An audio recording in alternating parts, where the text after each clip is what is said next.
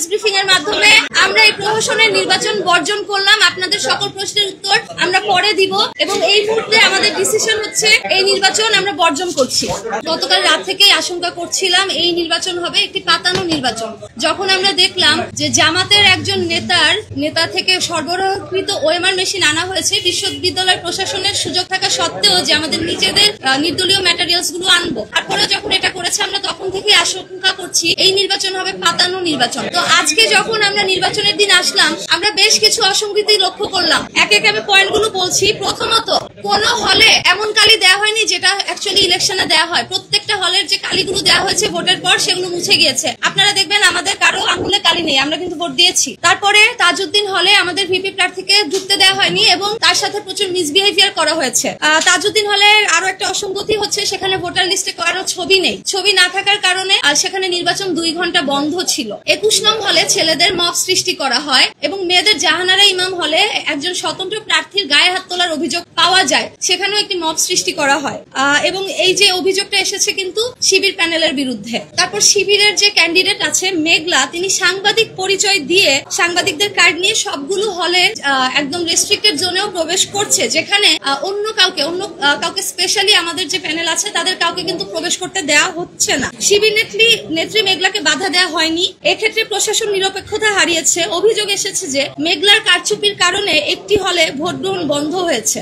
Daily সমকালে এই news এসেছে। অন্য ক্যান্ডিডেটরাও এই কমপ্লেন করেছে কিন্তু প্রশাসন কোনো ব্যবস্থা নেয়নি। তারপরে আপনারা জানেন যে আমরা যে আশঙ্কার কারণে জামাত নেতার সরবরাহকৃত ওএমআর মেশিন চাইনি সাধারণ শিক্ষার্থীরা এবং আমরা সবাই মিলে প্রশ্ন তুলেছিলাম এটা বন্ধ করতে হবে এবং প্রশাসন বন্ধ করেছিল, সেই একই জামাত নেতার ব্যালট দিয়ে নির্বাচন কিন্তু গ্রহণ করা হচ্ছে।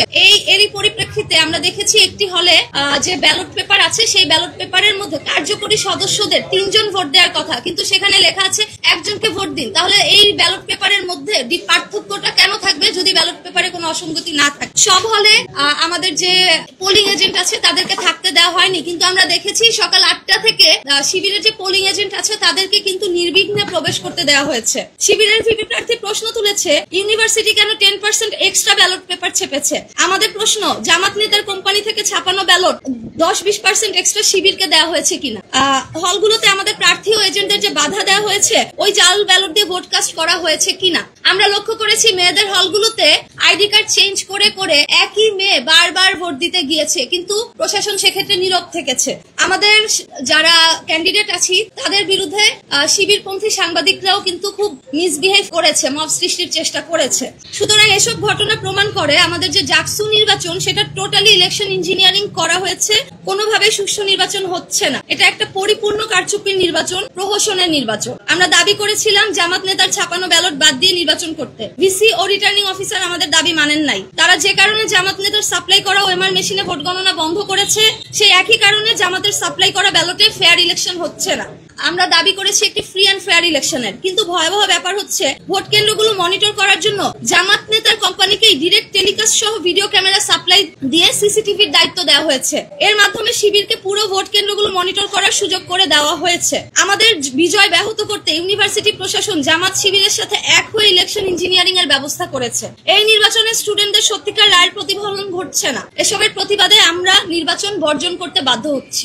সরঞ্জামাদির সাথে ভোট কারচুপির সংযোগটা কোথায় সেটা কিন্তু আমরা আমাদের প্রেস ব্রিফিং এ উল্লেখ করেছি। একটি হলে, সবগুলো হলে তো ব্যালট পেপার একই থাকার কথা সেন্ট্রালের, কিন্তু একটি হলের ব্যালটে কার্যকরী সদস্য বলা হয়েছে একটি ভোট দিতে, অথচ অন্য হলগুলোতে কিন্তু এরকম ছিল না। তাহলে 2 হলের মধ্যে এই পার্থক্যটা কেন থাকবে সেন্ট্রালে যদি ব্যালট পেপার সব একই হয়? যে হলে 299 ভোটার সে হলে কেন 400 ব্যালট ঢুকবে?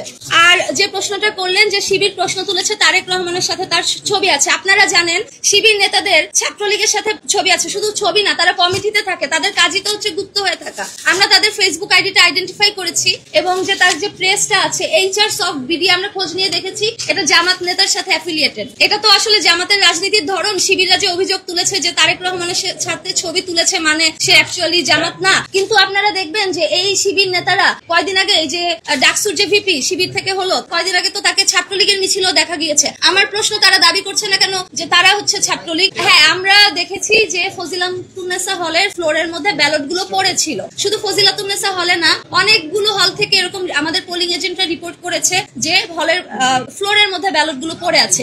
শিবিরের যে পোলিং এজেন্টরা আছে তারা কিভাবে 1 ঘন্টা আগেই ভোট কেন্দ্রে ঢোকার সুযোগ পায়। আমাদের যে পোলিং এজেন্টরা আছে সব পোলিং এজেন্টরা পৌঁছানোর আগেই অনেক হলে ভোট গ্রহণ শুরু হয়ে গিয়েছে। এটা তো স্পষ্ট যে এখানে কারচুপি করা হয়েছে। ঠিক আছে, সবাইকে ধন্যবাদ। এই প্রেস ব্রিফিং এর মাধ্যমে আমরা এই প্রহসনের নির্বাচন বর্জন করলাম। আপনাদের সকল প্রশ্নের উত্তর আমরা পরে দিব এবং এই মুহূর্তে আমাদের ডিসিশন হচ্ছে এই নির্বাচন আমরা বর্জন করছি।